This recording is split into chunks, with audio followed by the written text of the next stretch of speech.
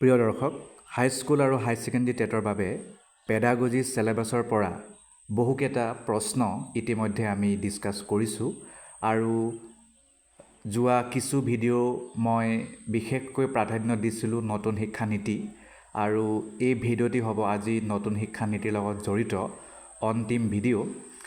ইয়াত আমি অকল নতুন শিক্ষানীতিয়ে নহয়, শিক্ষানীতি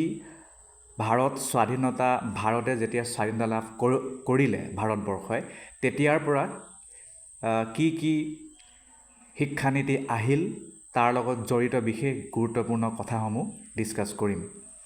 প্ৰথম প্ৰশ্নটি হ'ল who was the prime minister of India when the first national policy on education NPE was প্ৰমুলগেটেড।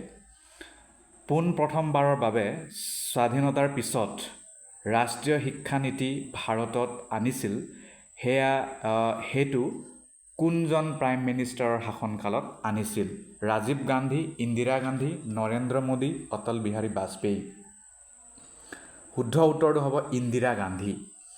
Next, in which year was the second national policy on education introduced? কোন চনত দ্বিতীয় ৰাষ্ট্ৰীয় শিক্ষা নীতি অনা হৈছিল? 1968, 86, 2000, 2020। শুদ্ধ উত্তৰ হ'ব 1986। নেক্সট প্ৰশ্ন, what is the primary focus of the national policy on education? National policy on education মানে ৰাষ্ট্ৰীয় শিক্ষা নীতিৰ প্ৰাইমেৰী ফ'কাছটো কি হয়? Economic growth, promoting and regulating education, নে আৰ্বান ডেভেলপমেণ্ট, নে এগ্ৰিকালচাৰেল পলিচি? শুদ্ধ উত্তৰ হ'ব promoting and regulating education. Next question, which prime minister introduced the third national policy on education? তৃতীয় ৰাষ্ট্ৰীয় শিক্ষা নীতি কোনজন প্ৰধানমন্ত্ৰীয়ে ইন্ট্ৰডিউচ কৰিছিল? মনমোহন সিং, অটল বিহাৰী বাজপেয়ী, ৰাজীৱ গান্ধী, নৰেন্দ্ৰ মোদী। শুদ্ধ উত্তৰ হ'ব এয়া 2020 চনৰ Narendra Modi. Next, which aspect of education does the NPE cover? NPE শিক্ষাৰ কি দিশটোক বৰ বেছিকৈ গুৰুত্ব দিয়ে? Only higher education, only elementary education, elementary to higher education, vocational training only. শুদ্ধ উত্তৰ হ'ব এলিমেণ্টাৰী টু হায়াৰ এডুকেশ্যন মানে LP স্কুলৰ পৰা হাই স্কুল। নেক্সট, হাইস্কুল নহয়, উচ্চ শিক্ষা মানে ইউনিভাৰ্চিটিৰ ৰিচাৰ্চলৈকে আৰু। Next, which of the following statements is true regarding the NPE? তলৰ কোনটো উক্তি নতুন শিক্ষা নীতিৰ লগত নতুন বা ৰাষ্ট্ৰীয় শিক্ষা নীতি লগত জড়িত?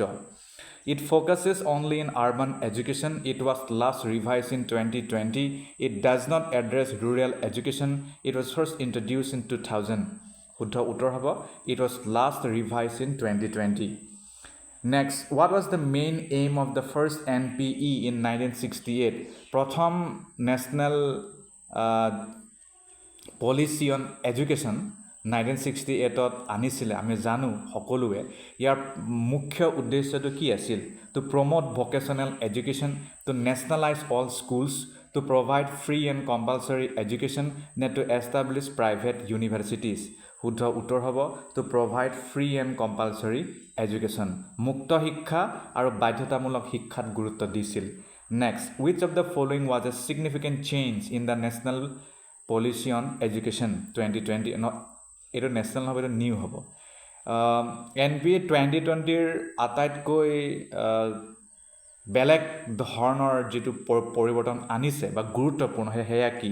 এবলিছিং all private schools, introducing the National Education Technology Forum, making all education in Indian languages, removing higher education institutions. শুদ্ধ উত্তৰটো হ'ব আমাৰ বাবে introducing the National Educational Technology Forum. Next, who was India's first Minister of Education? ভাৰতৰ প্ৰথম শিক্ষামন্ত্ৰী কোন আছিল? জৱাহৰলাল নেহৰু, মৌলানা আবুল কালাম আজাদ, ৰাজীৱ গান্ধী, নে S. ৰাধাকৃষ্ণন? শুদ্ধ উত্তৰ হ'ব Maulana Abul Kalam Azad. Next, what was the vision of Maulana Abul Kalam Azad for education in India? ভাৰতৰ প্ৰথমজন শিক্ষামন্ত্ৰীৰ শিক্ষাক লৈ কি সপোন বা ভিজন আছিল?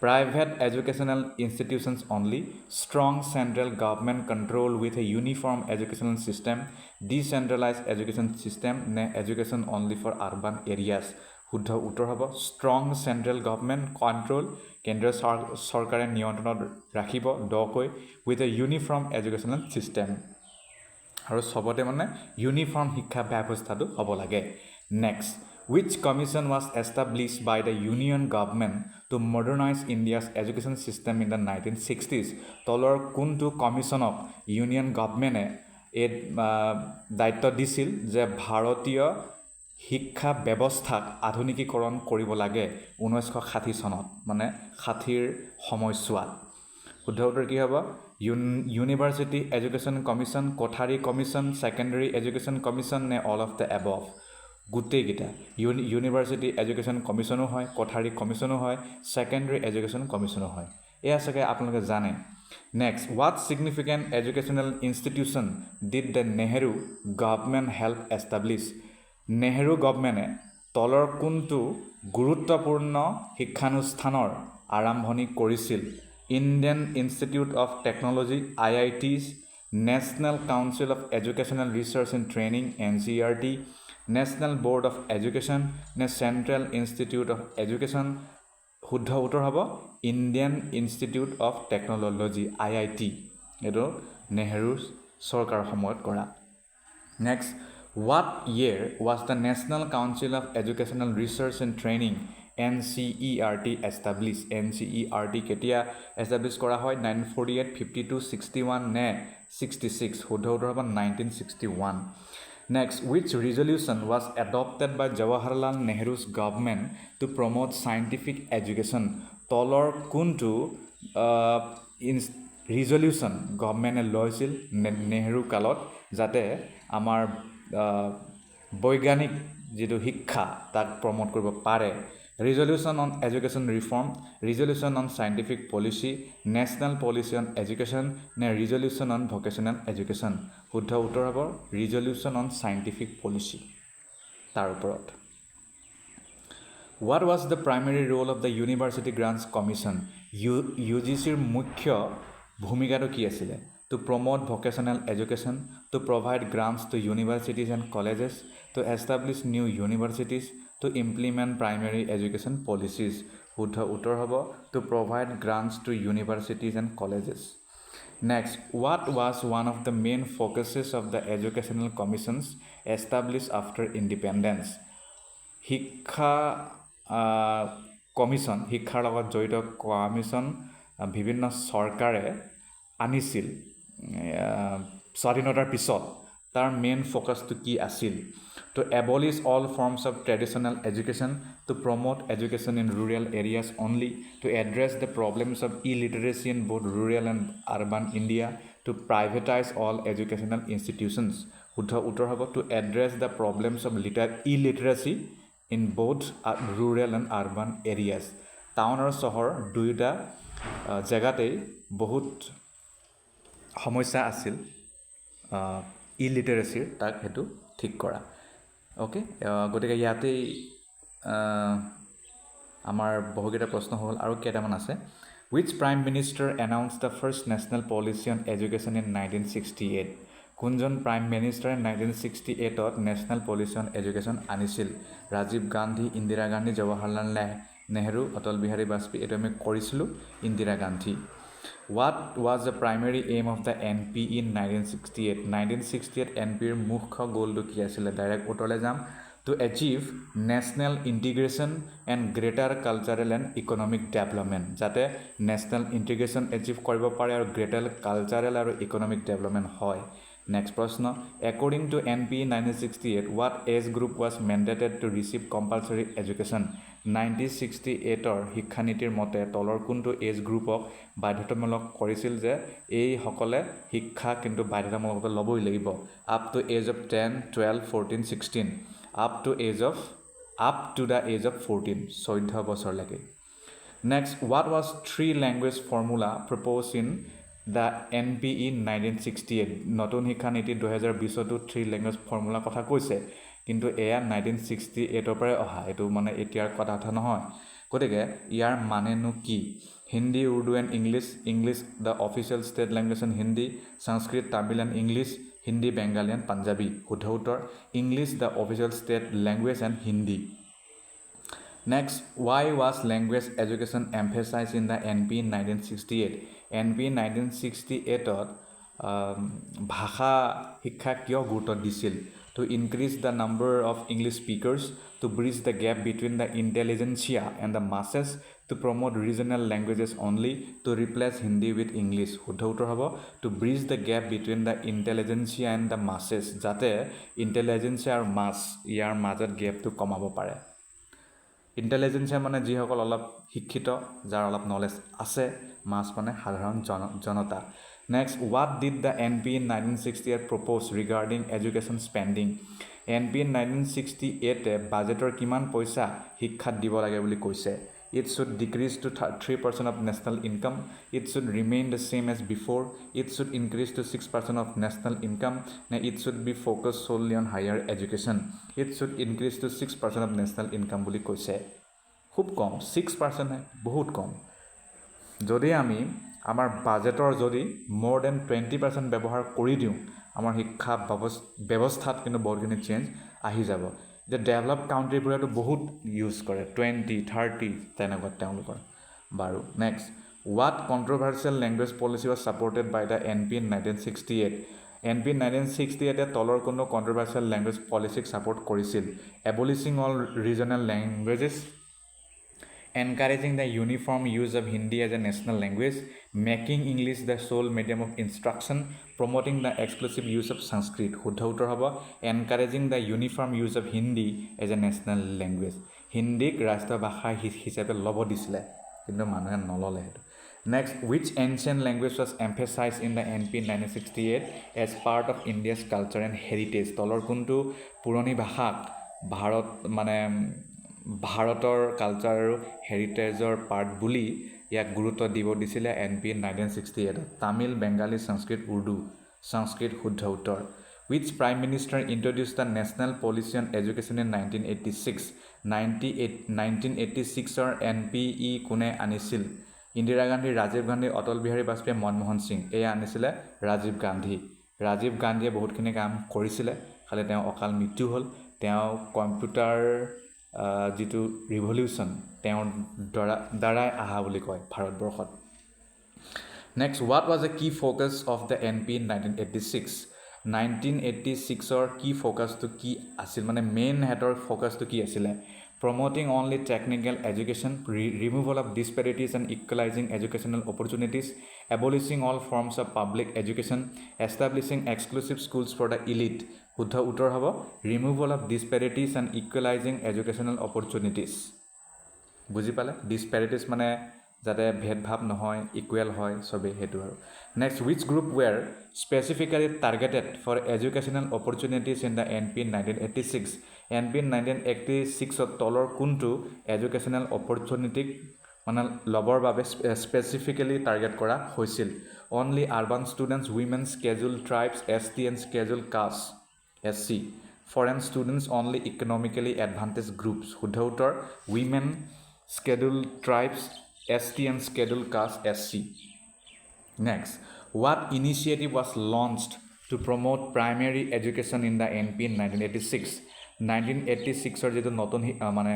ৰাষ্ট্ৰীয় শিক্ষা নীতি হেয়া প্ৰাইমেৰী শিক্ষাত কি ইনিচিয়েটিভ লোৱা হৈছিল operation education operation blackboard operation literacy operation schooling operation blackboard শুদ্ধ উত্তৰ next what approach did the NP 1986 emphasize in primary education NP 1986 primary education কি কথা গুৰুত্ব দিছিল teacher centered approach child centered approach adult education approach community driven approach শুদ্ধ উত্তৰ child centered approach আছিল What was the Indira Gandhi National Open University established for?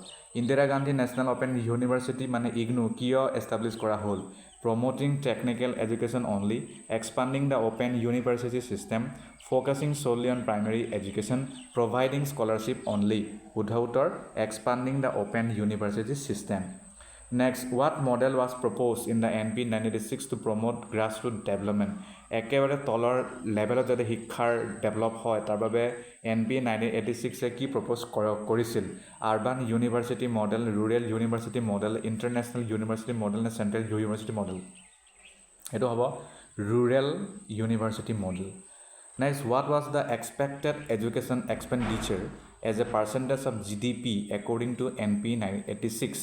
কিমান পইচা খৰচ কৰিব লাগে বুলি কৈছিলে বাজেটৰ 1986ত NPE GDPৰ 3 4 নে 5 নে 6% বুলি কৈছিল which government modified the 1986 national policy on education in 1982 তলৰ কোনটো চৰকাৰে 1986ৰ ৰাষ্ট্ৰীয় শিক্ষা নীতিক 1992ত মডিফাই কৰিছিল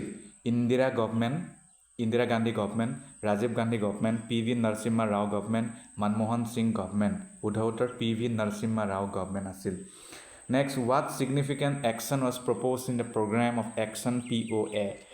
কেনেকুৱা ধৰণৰ একশ্যন লোৱা হৈছিল বা মানে প্ৰপ'জ কৰা হৈছিল প্ৰগ্ৰাম অফ একশ্যন POA 1992 যিটো নতুন মানে ৰাষ্ট্ৰীয় শিক্ষা নীতি 1986কে মডিফাই কৰিছিল establishing private universities conducting a common entrance examination for professional and technical programs abolishing all entrance examinations নে focusing solely on primary education শুদ্ধ উত্তৰ Conducting a common entrance examination for professional and technical program হেতু কৰা হৈছিল বৰ ভাল কথা আৰু তাৰ ফলাফল আমি এটা পাই আছো Conducting a common entrance examination যাতে professional আৰু technical programৰ বাবে এটা পৰীক্ষা পতা হয় Next, what was the purpose of the common entrance examination proposed in 1992 1992 common entrance exam proposed কৰাৰ মূল উদ্দেশ্যটো কি আছিল to increase the number of entrance examinations to ensure varying admission standards to maintain professional standards and reduce the burden on students to eliminate professional courses শুদ্ধ উত্তৰ to maintain professional standards and reduce the burden on students What was the three exam scheme introduced by the government of India in 2001 2001 চনত three exam scheme government of India introduce কৰিছিল তাৰ মানে কি A system of three different entrance examinations for all courses JEE and AIEEE for national level and state level engineering entrance examinations SL triple a unified exam for all educational levels a scheme that abolishes all entrance exams শুদ্ধ উত্তৰ JEE and AIEEE for national level and state level engineering entrance examination SL triple Next What issue did the common entrance examination aim to address according to NPE modification? NPE modification মতে তলৰ কোনটো common entrance exam focus কৰা হৈছিল increasing the number of entrance examination reducing physical mental and financial burdens on students and parents promoting private educational institutions and limiting access to technical education শুদ্ধ উত্তৰ reducing physical mental and financial burdens on students and parents next Which Prime Minister introduced a new policy in 2005 based on Common Minimum Program? Common Minimum Program ইয়াত ওপৰতে ভিত্তি কৰি নতুন এটা policy আনিছিল কোনজন প্ৰাইম মিনিষ্টাৰে 2005 চনত PV নৰসিম্হা ৰাও ইন্দিৰা গান্ধী ৰাজীৱ গান্ধী মনমোহন সিঙে হেয়া কৰিছিল Next, what significant document was released in 2019 prior to NEP 2020? 2019 চনত কি significant document উলিয়াইছিলে নতুন শিক্ষা নীতিৰ লগত জড়িত যেটো মানে নতুন শিক্ষা নীতি 2020 পূৰ্বে National Policy on Education 1986 নে Draft New Education Policy 2019 National Curriculum Framework নে Program of Action 1992 এয়া হ'ব Draft New Education Policy 2019 What is the primary focus of the NEP 2020 Primary focus to কি হ'ব ডাইৰেক্ট উত্তৰলৈ যাওঁ Reducing curriculum content to enhance essential learning and critical thinking Next, what is the new pedagogical structure introduced in the NEP? Direct utole jao 5+3+3+4. Tarpisot, what is included in the final year of the graduation course under NEP 2020? NEP 2020 mote graduation course or final year ot ki bostu bhorua goise. Direct utole jam research methodology bhorua hoise. When did the cabinet approve the National Education Policy 2020? National Education Policy বা New Education Policy এটো 29 July 2020 ত হৈছে okay 2020 যিটো NEP সেইটো কেতিয়ালৈ implement কৰা কথা 2026 হ'ব আৰু বাকীখিনি মোৰ হিচাপত আমি প্ৰায় ডিছকাছ কৰিছোঁ তথাপিও আকৌ ৰিভিজন হ'ব what does NEP 2020 emphasize for students learning experiences direct উত্তৰলৈ যাম holistic experiential discussion based and analysis based learning What does Article 21A of the Constitution of India guarantee? Article 21A of the Constitution of India কি guarantee কৰে? Direct উত্তৰলৈ যাম এয়া guarantee কৰে right to free and compulsory education for children aged 6 to 14. Next, what is the primary objective of the national program for education of girls at elementary level? NPEGEL or মুখ্য উদ্দেশ্যটো কি direct উত্তৰলৈ যাম to increase enrollment of girls in elementary education. Next, which program was launched in 2009 to develop secondary education in India? Direct উত্তৰলৈ যাম এয়া আছিল ৰাষ্ট্ৰীয় মাধ্যমিক শিক্ষা অভিযান RMSA. What is the aim of the Sakshar Bharat initiative?